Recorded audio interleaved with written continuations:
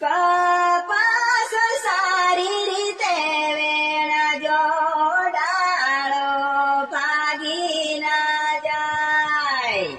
આવશે ખેતર વાળો ભાગ્યો